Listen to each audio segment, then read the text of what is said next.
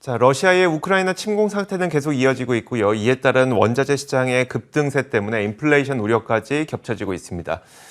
근데 이런 가운데 또 FOMC 회의가 이번 주에 예정이 되어 있다 보니까 이런 여러 가지 악재라면 악재랄 수 있는 그런 것들이 계속 쌓여 있습니다. 이런 시장에서 과연 우리는 어떤 투자를 하는 것이 가장 바람직할지 오늘 이분과 함께 좀 자세하게 이야기 나눠보겠습니다. 큰물쌤 김태수 미국 세무사 연결돼 있습니다. 안녕하세요. 네, 안녕하세요. 네. 자, 일단 요즘에 시장이 어떤 강세장이 아니다 보니까 사실 이런 시장에서 방향을 찾기가 참 힘들거든요. 자, 요즘과 같은 시장에서 투자자들이 좀 마음속에 넣어두면 가장 좋을 만한 투자 교훈 이런 게 있을까요? 네, 그래서 제가 지난해 연말부터 이제 언론이라든가 아니면 칼럼이나 이런 것들을 통해 가지고 교토 삼굴이라는 말을 굉장히 많이 했습니다. 뭐냐면 토끼는 영리한 토끼들은 29를 갖다가 한 3개는 마련을 한다. 그러면서 이제 죽음을 피해 간다라고 했는데 이게 이제 어떤 시장에 어떤 의미를 갖고 있는지 이제 불과 몇 달 안 지났지만은 봤더니 첫 번째 이제 토끼들이 마련하는 게 이제 위험을 피하는 굴입니다. 위험을 굉장히 교활하게 이렇게 피하게끔 잘 만들어 놓습니다. 근데 우리가 그 지난 연말에 봤던 게 뭐가 있었냐면은 일론 머스크가 자기 스톡옵션 세금 파는데 세금 내야 된다고 스톡옵션을 팔았습니다. 그때 이후로부터 해가지고 마이너스 31%가 하락을 했어요. 근데 한국도 마찬가지예요. 카카오페이 주요 임원들이 스톡옵션 매각을 했는데 그때 이후에 마이너스 33%나 하락을 했습니다. 이 사람들도 나름대로 자기들이 제대로 된 어떤 판단을 해가지고 굉장히 좋게 자산 투자를 한 거예요. 그래서 이제 좋은 그런 결과를 낸 거고 뭐 이제 와가지고 이 사람들을 욕할 필요는 없습니다. 시장에서 그렇게 못한 결정에 대해서 후회를 해야지 이 사람들을 욕할 필요는 없죠. 그리고 두 번째는 이제 토끼들이 뭔가 이렇게 저장하는 굴을 만들어 놓는데 새로운 시대를 좀 그렇게 저 위에서 뭔가를 만들어 놓는 거죠. 지금 2주 전에 제가 이 시간에 방송을 하면서 바벨 전략이라는 거 말씀드리고 그때 쿨러라든가 드래곤플라이라든가 아니면 솔로 같은 기업들을 말씀을 드려서 이런 저가주들 가지고 바벨 전략을 세우면서 어떤 담보 형태의 역할을 하게끔 만들어야 된다. 그런 말씀을 드렸는데 지금 보면 쿨러도 한 18% 수익이 나 있고 드래곤플라이도 19% 수익이 나 있고 그리고 지금 솔로 같은 경우에는 한 8% 이상 수익이 나 있습니다. 이런 것들이 뭔가 대단히 엄청나게 이 시장에서 바로 급등하는 그런 모습이 아니라 뭔가 전략에 있어서 한쪽에서는 조금 큰 마이크로소프트 같은 주식이 있고 한쪽에서는 이런 주식을 가지고 담보로서의 역할을 하면은 충분히 이 시장을 전략적으로 가져갈 수 있다라는 의미에서 그렇게 설명을 드렸던 건데 이런 것들이 좀 필요했던 시장이고요. 그리고 이제 지금 현재 상황에서는 투자자분들이 굉장히 지금 패닉 상태에 빠져 있는 그런 모습들이 좀 많아요. 왜냐면은 올라갈 듯 하면서도 자꾸 밀리는 그런 모습이었기 때문에 그러다 보니까 시장에서는 뭔가 결정을 못 하고 있는데 좀 휴식하는 것도 사실 그렇게 뭐 나쁘진 않습니다. 휴식하면서 시장에 대해서 다시 또 공부를 하고 그 흐름을 다시 탔을 때 또 재진입하고 이런 것들이 중요한데 딱 하나 이제 제가 말씀드리고 싶은 거는 뭐냐면은 제발 백화점 계좌는 만들지 마시라는 거예요. 최근에 보면 에너지가 또 굉장히 좋습니다. 그러다 보니까 에너지 쪽에 또 한 5%, 10% 에너지 주식 들어가려니까 뭔지도 모르겠고 미국의 에너지 장비 업체 뭐가 좋은지도 모르겠고 그래 놓으니까 들어가는 게 ETF로 들어갑니다. 이런 전략들은 굉장히 안 좋은 전략이에요. 백화점으로 만드는 전략이. 이런 것들은 제대로 된 투자를 하는 게 아니라 그냥 내가 불안하니까 불안한 거를 조금 달래는 것 뿐이에요. 그러니까 이런 식의 투자만 하지 않고 좀 이런 때일수록 좀 진중하게 그렇게 투자 전략을 세우고 들어가시면은 충분히 얼마든지 수익을 낼 수 있기 때문에 좀 이런 것들만 좀 당부를 드리겠습니다. 네, 알겠습니다. 이제 기본적으로 우리가 시장을 바라보는 어떤 마음가짐, 그 마음 자세를 좀 설명을 해주셨고요. 그렇다면 본격적으로 이야기를 해볼 텐데 이번 주에 FOMC 회의가 예정돼 있지 않습니까? 일단 시장에서는 네. 25bp 인상 정도를 기대하고 있는 것 같은데 어떻게 전망하고 계세요? 네, 예, 지금 그 0.25%포인트 올라가는 거죠. 근데 이게 사실 말은 쉬운데 시장에서 금리가 100% 올라가는 거죠. 기존에 0.25에서 다시 0.25 올려버리면 0.5가 되니까 100% 올라가는 겁니다. 엄청난 거예요, 사실은.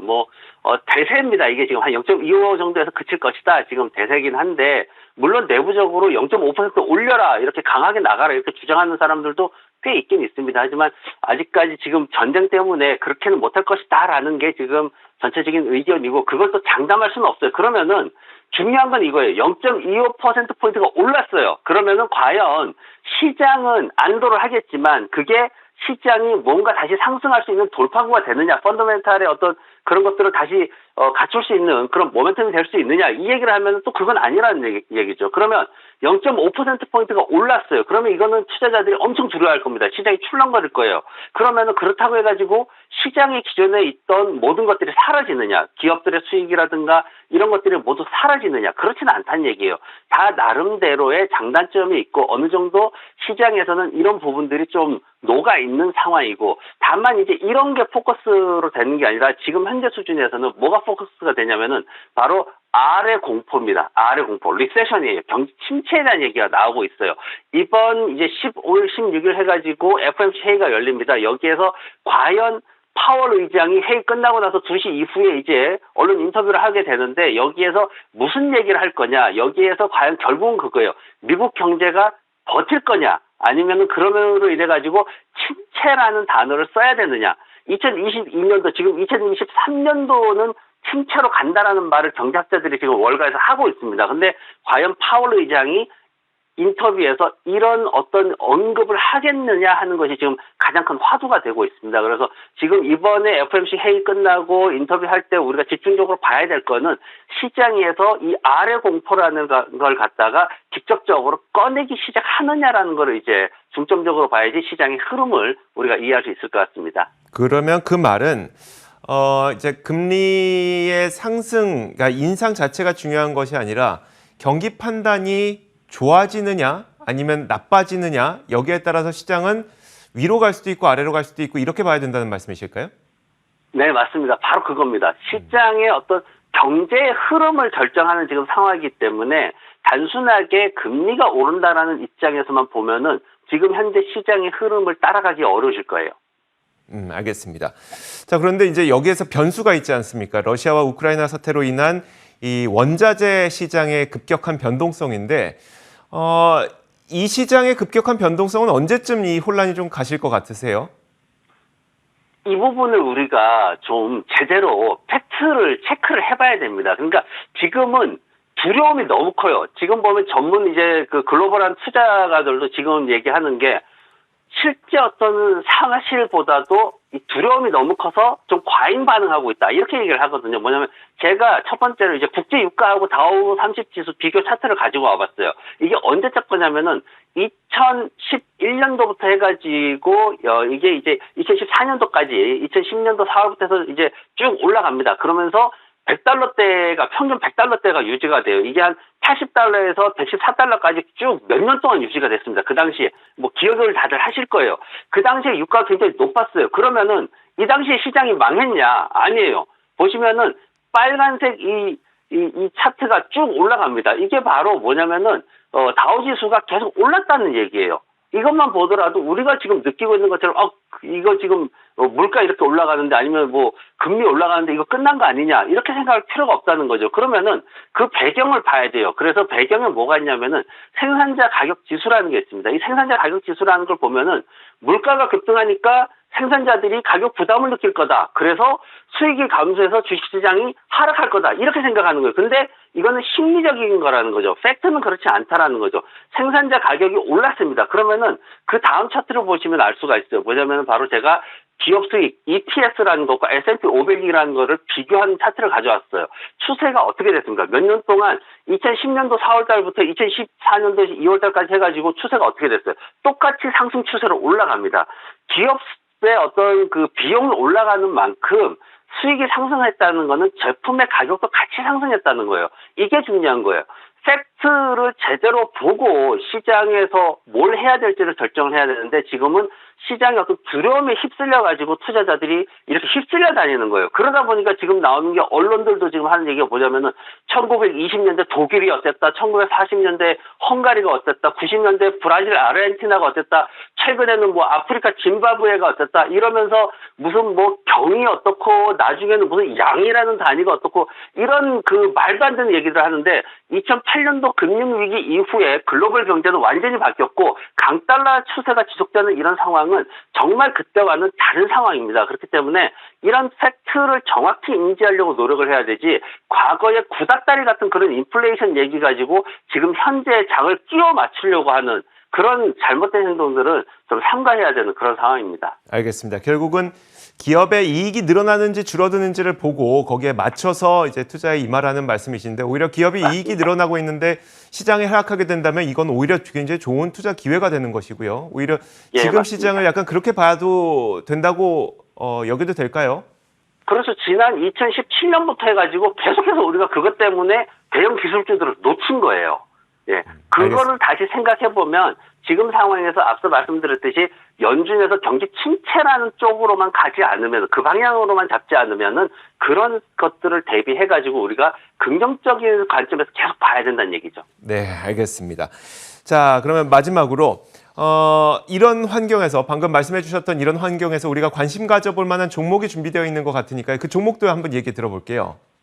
네, 오늘은 제가 이제 앤더슨이라는 회사를 가지고 와봤습니다. 이 회사가 뭐 하는 회사냐면은 이제 곡물 산업을 하는 거예요. 그러니까 농작물 이런 것들을 생산을 하고 뭐 비료 같은 거 생산하고 그리고 이제 차량 쪽에 이제 이걸 이제 보급할 수 있는 철도라든가 이런 것들을 또 사업을 하는 그런 회사고 또 하나는 이제 그 바이오 에탄올도 사업을 하고 있습니다. 이 회사가 이제 왜 이 회사를 가져왔냐면은 이 회사가 지금 현재 투자자분들이 뭔가 기술주에 대한 불안감을 가지고 있단 말이죠. 그러다 보니까 금리 인상기에 어떤 상황들이 있었느냐 이제 이런 것들을 많이 생각을 하시는데 금리 인상기에 그리고 경기 침체기에 대표적으로 미국 시장을 버텨주는 시장은 바로 곡물 시장입니다. 이런 앤더슨이나 이런 회사들이 꾸준하게 시장이 하락하는 그 긴 기간 동안 꾸준하게 안정되게 배당이라는 것도 주고 수익도 내주는 이런 회사이기 때문에 이런 회사를 하나 가져와 봤습니다. 그래서 이 회사가 지금 보면은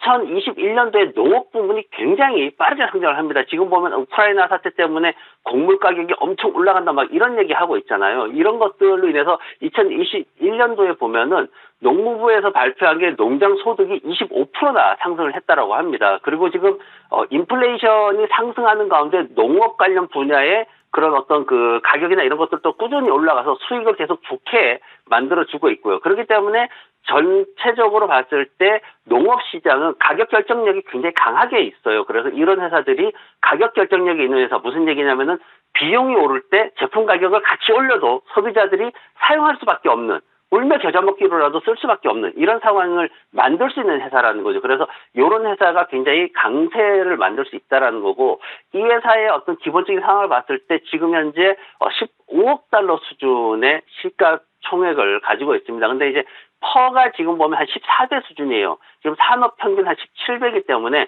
좀 낮게 또 저평가되어 있는 그런 수준이고 배당도 또 꾸준히 주고 있는 그런 상황입니다. 그래서 이 회사의 어떤 실적을 봤을 때도 매출액이 지금 보면은 126억 달러나 됩니다. 어마어마하게 큰 회사인데도 주가나 이런 것들은 낮게 형성이 됐죠. 그리고 순이익이 1억 달러가 넘고요. 현금도 2억 달러나 지금 보유를 하고 있습니다. 그래서 이 회사가 차트로 보면은 그렇게 뭐 굉장히 큰 그런 걸 보이진 않아요. 지금 가지고 온 것도 제가 월봉으로 가지고 왔는데 목표가를 65달러 정도로 잡으시고 손절매가는 아래에 38달러 50센트 그리고 꾸준히 배당이 잘 들어오고 있다는 거를 중점으로 해가지고 투자를 하시면 좋을 것 같습니다. 네, 알겠습니다.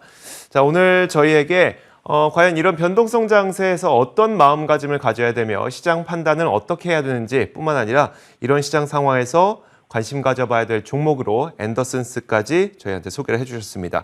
자, 지금까지 큰물쌤 김태수 미국 세무사와 함께 이야기 나눠봤습니다. 고맙습니다. 네, 고맙습니다. 자, 저희 굿모닝 글로벌 여기서 인사드리겠습니다. 이어지는 출발 성공 투자도 많은 시청 부탁드리겠고요. 잠시 후 7시 30분에는 저희 굿모닝 글로벌의 공식 유튜브 채널이죠. 월가 워즈의 라이브 방송도 준비가 되어 있습니다. 라이브 방송은 유튜브에서 진행이 되니까 유튜브 검색창에 월가 워즈 검색하시고 들어오시면 쉽게 찾아 들어오실 수 있습니다. 방송에서 준비된 내용 말고도 그 외에 다양한 내용들 준비해 놓고 있으니까 라이브 방송도 많은 참여 부탁드리겠습니다. 자, 굿모닝 글로벌 여기까지 하겠습니다. 함께해 주신 여러분 고맙습니다.